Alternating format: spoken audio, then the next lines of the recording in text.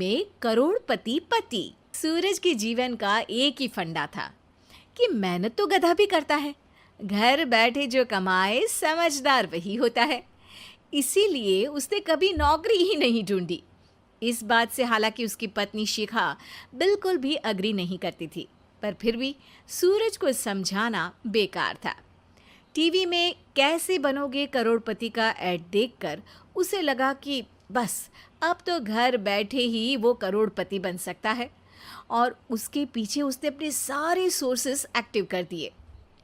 2 हफ्ते में उसके कलीग के साले के पड़ोसी के बेटे का सोर्स निकलता है जो कि उसे शो में पहुंचा सकता है, और सूरज उससे मिलने चला जाता है।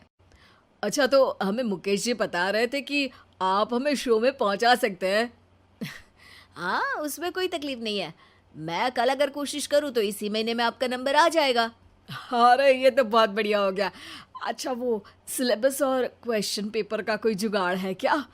हैं? उसका तो कोई जुगाड़ नहीं है।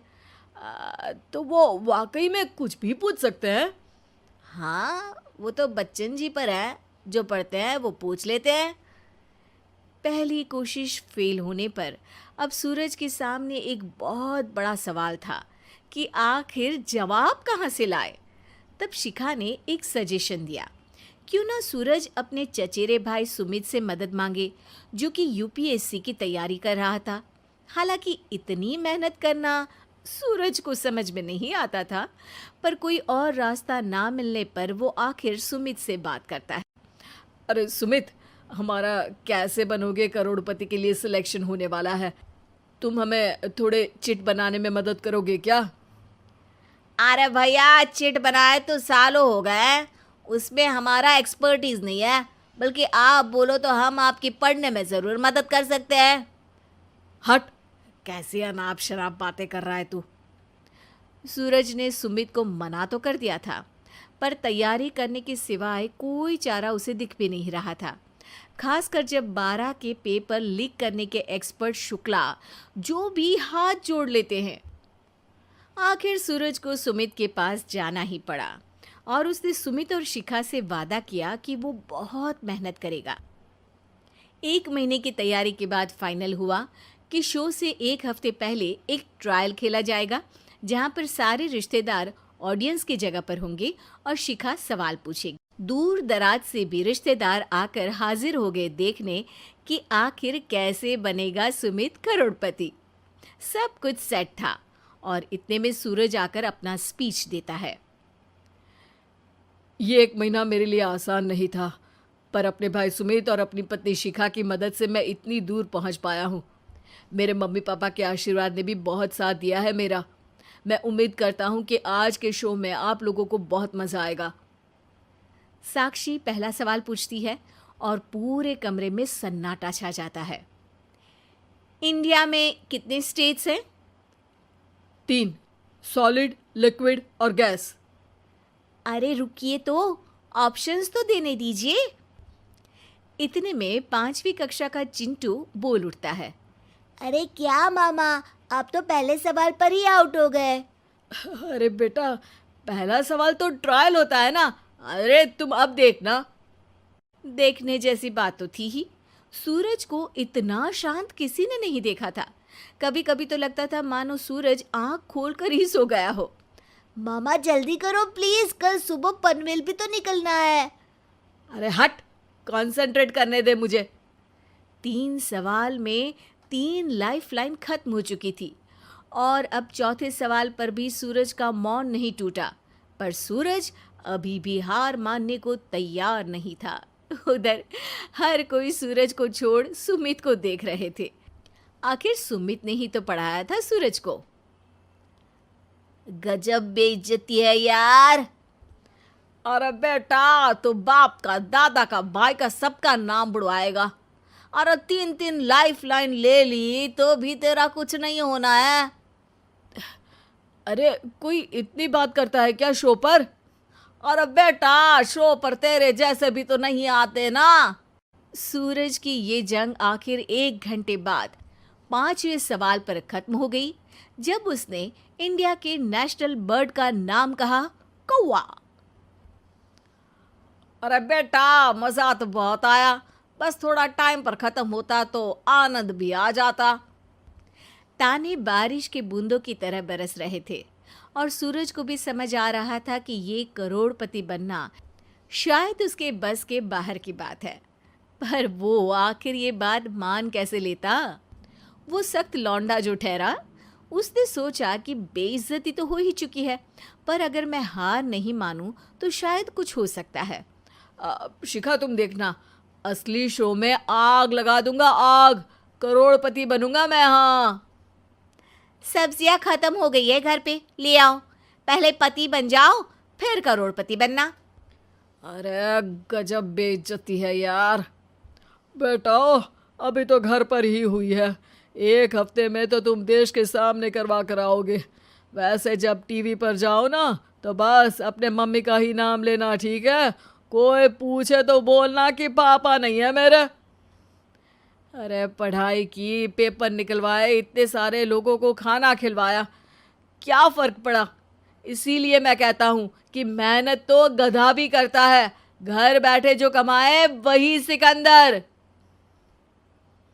लेकिन मामा, गधे भी जानते हैं कि हमारा राष्ट्रीय पक्षी मोर है।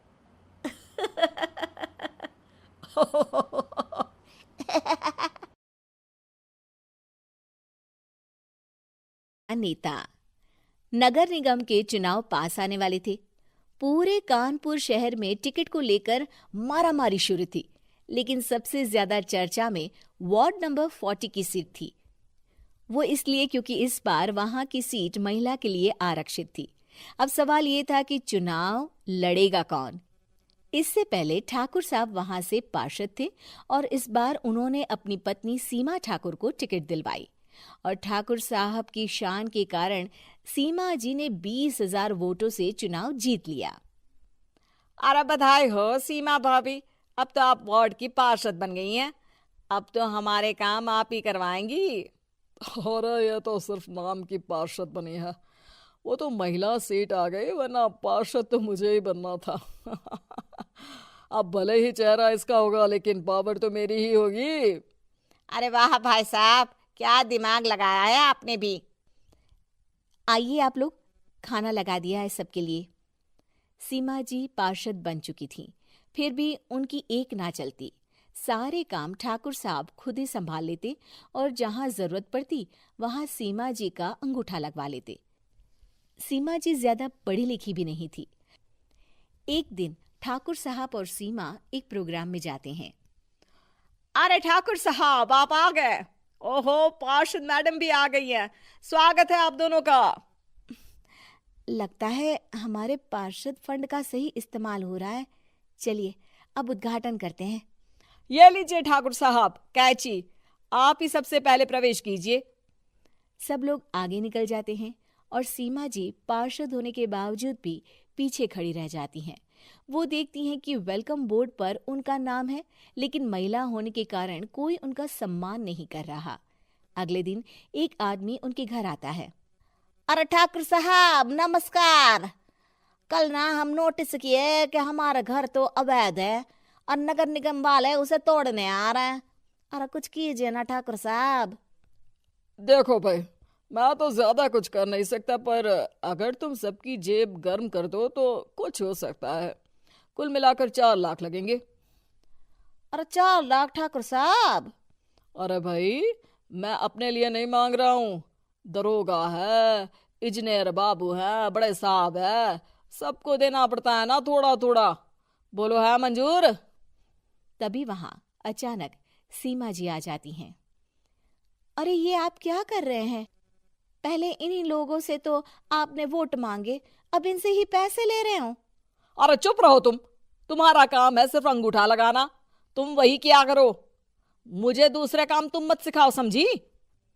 और तुम ना जाओ, अब पैसे लेकर आओ, वरना जेसीबी किसी भी वक्त आती होगी। सब कुछ ऐसे ही चलते रहता है। एक दिन सीमा जी और ठाकुर साहब को एक लोकल मीटिंग में बुलाया जाता है। वहां पर कई और अधिकारी लोग भी मौजूद रहते हैं। अब मैं चाहूंगा कि ठाकुर साहब हमारे बीच 2 शब्द कहें। मेरे प्यारे भाइयों और बहनों, आज मेरा सौभाग्य है कि मैं आप सबकी सेवा दिन रात कर पा रहा हूँ। आपने मेरी पत्नी को भारी मतों से जिताया है, इसलिए मैं आप सभी का शुक्रगुजार हूँ। मैं आप सबसे वादा करता हूँ कि हमेशा की तरह हमारे वार्ड में किसी को कोई तकलीफ नहीं आने दूंगा। सभी लोग तालियां बजाने लगते हैं। अब मैं माननीय पार्षद मैडम को स्टेज पे बुलाना चाहूंगा। अपने नाम को बुलाया सुनकर सीमा जी एकदम चौंक जाती है। उन्हें बिल्कुल उम्मीद नहीं थी कि इतनी बड़ी जगह उन्हें मंच पर बुलाया जाएगा। जैसे तैसे वो मंच पर चढ़ती हैं। ऊपर जाते ही सीमा जी को सारी पुरानी बातें याद आ जाती हैं कि किस तरह उनके पति उन्हें कभी भी आगे बढ़ने नहीं देते और उनके नाम से गलत काम करते हैं। वो बोलने लगती हैं, मैं आपके वार्ड की पार्षद सीमा हूँ। आप में से बहुत कम लोग ही मुझे जानते होंगे, क्योंकि इससे पहले मुझे कभी ऐसा मौका ही नहीं मिला। सारे मौके मेरे पार्षद पति यानी आपके ठाकुर साहब ही लेते रहे, लेकिन आज ये मौका मुझे मिला है तो मैं इसे ऐसे ही नहीं जाने दूंगी। मैं आपको ये बताना चाहती हूँ कि आपके ठाकुर साहब मेरे नाम की आड़ में गैर कानूनी काम करते हैं, जिस पर अंगूठों के निशान मेरे होते थे। इसीलिए मैं अपनी गलती मानती हूँ और आज अपने पद से इस्तीफा देती हूँ, ताकि आगे से कोई गलत काम ना हो पाए। अब फैसला आप सबके हाथ में है कि आप हमें क्या सजा देना चाहते हैं।